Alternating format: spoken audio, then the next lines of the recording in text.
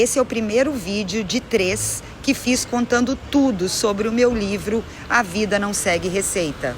Oi gente, tudo bem? Hoje eu estou aqui para contar um pouquinho da minha história, no momento de ressignificação e de reinvenção, né meninas? Eu queria dividir com vocês um pouquinho da minha vida, da minha trajetória, né? Eu que já me reinventei tantas vezes, algumas por necessidade, outras por vontade de ter uma vida diferente, de conduzir minha vida de uma forma diferente, né? Mas os desafios são os mesmos, né? Seja por necessidade ou por vontade, né? Queria dar uma força, meninas, assim, mostrar que é possível, né? Que se a gente tiver disciplina, estudar e focar, né? E com muita fé, a gente consegue sim reverter vários panoramas, né? Que a gente é muito mais forte do que a gente parece.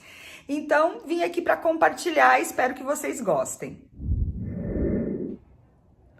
Bem, gente, a viagem não entrou na minha vida à toa, né? Que é onde eu me encontro no momento atual.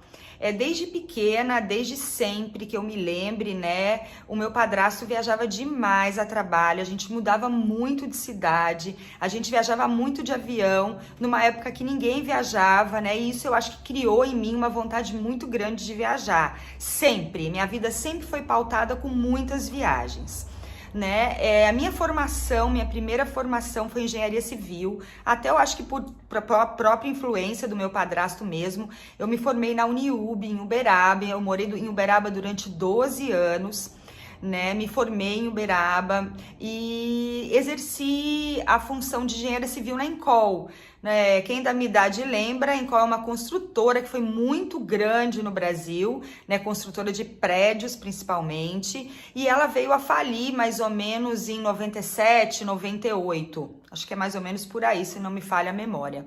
E eu acredito, gente, que eu era uma engenheira da Encol, porque assim que a Encol faliu, eu fiquei meio triste, assim, tentei trabalhar em outro lugar como engenheira, mas não rolou, né? E eu era casada na época com o pai do João Pedro, e nós tivemos, assim, uma ideia de tentar uma vida diferente e de mudar para uma praia do Nordeste, e a gente não sabia bem qual. Então nós pegamos o carro, botamos um monte de coisa dentro e fomos até o Rio Grande do Norte, que era nosso marco, encerrar em Praia de Pipa, e ali escolher uma cidade, ou Pipa ou para baixo, né? A irmã do Pedro tinha ido, tinha falado super bem de Pipa e tal. Mas a vida, ela sempre surpreende a gente, né? E nas vésperas da gente sair para essa viagem, eu descobri que estava grávida. E resolvemos seguir mesmo assim, né? Minha mãe, meu pai, todo mundo quase enlouqueceu, mas nós tocamos pra frente. Passamos 2 meses viajando, gente. Eu conheço todas as praias da Bahia, Alagoas, né? Pernambuco. A gente foi parando em prainha, né? Conheci Abrolhos, Vias Balejo Bart, enfim, uma série de experiências aí que eu passei na minha gravidez com o João. E chegamos em Praia de Pipa, mais ou menos em outubro, né? Nós saímos em agosto, nós chegamos em Praia de Pipa em outubro, e assim foi amor à primeira vista, gente. Praia de Pipa era uma praia assim muito pequena, né? Com gente de todo mundo, com vários restaurantes gostosos, era como se fosse uma Búzios do Nordeste, assim.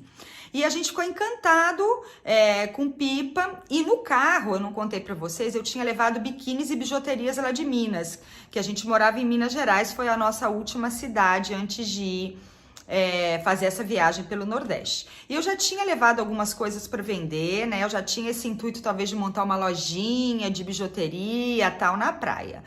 E assim foi feito, gente. Como nós chegamos em Pipa em outubro, né? Dezembro começava a temporada, e daí eu montei a Siri, que foi minha primeira loja moda praia, né? Moda praia, bijuterias de Minas, e eu comecei também a comprar uns souvenirs, né? Do Rio Grande do Norte, da Praia de Pipa e tal. E eu me apaixonei, assim, por moda, por biju, por acessórios, a minha loja foi super bem. E a gente resolveu até montar outra, gente. Eu cheguei até 4 lojas de moda praia. Depois de Siri, ela migrou para Armazém, né? E eu cheguei a ter 4 lojas, 3 lojas em Pipa e uma em Natal ao mesmo tempo. Foi isso. Paralelamente a isso, gente, essas lojas, elas existiram durante uns 5, 6 anos. Então, assim, elas foram paralelas ao restaurante, que é onde eu vou entrar na minha terceira profissão. Se a gente considerar a engenharia civil a primeira, empresária de loja de moda praia, a segunda, e a terceira, que foi paralelo às lojas de moda praia, que foi o Luna Bistrô, né, meu restaurante que me abriu as portas para gastronomia.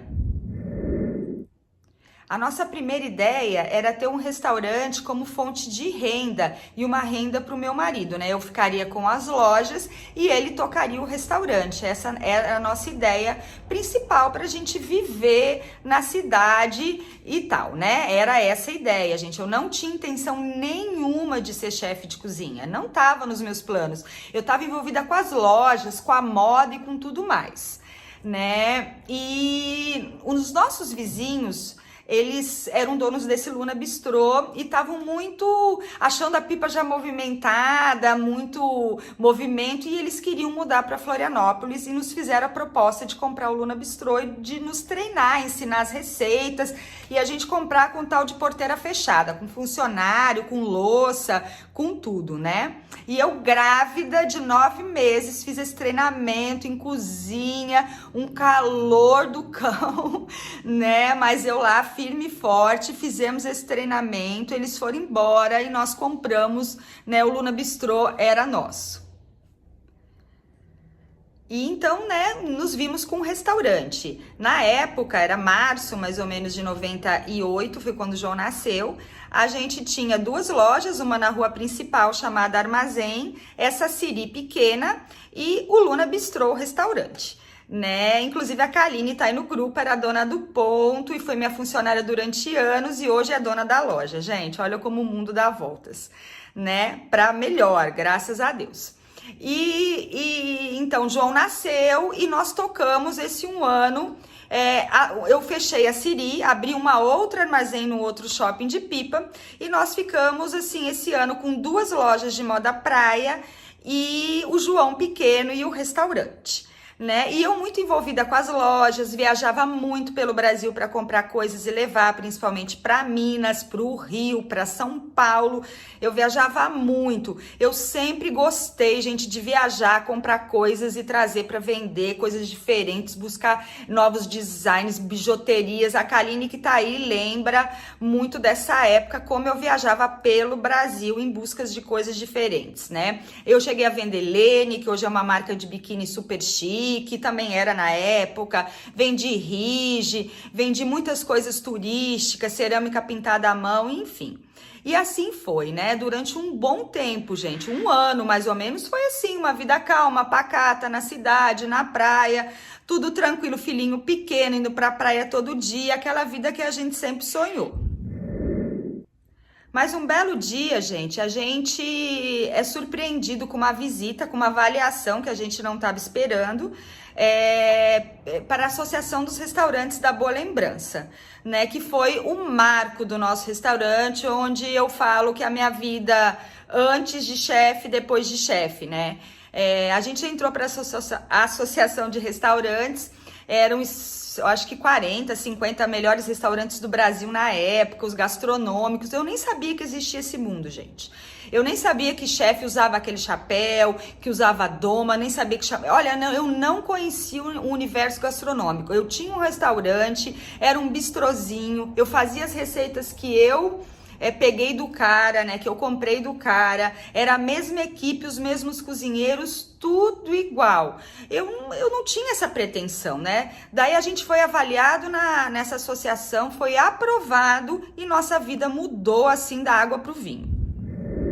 Olha, gente, esse é um dos pratos nossos da Boa Lembrança, esse é de 2000, camarão terra Brasília, já é receita minha, né? Deixa eu mostrar outro. Esse foi o primeiro prato nosso da Boa Lembrança, o camarão anis.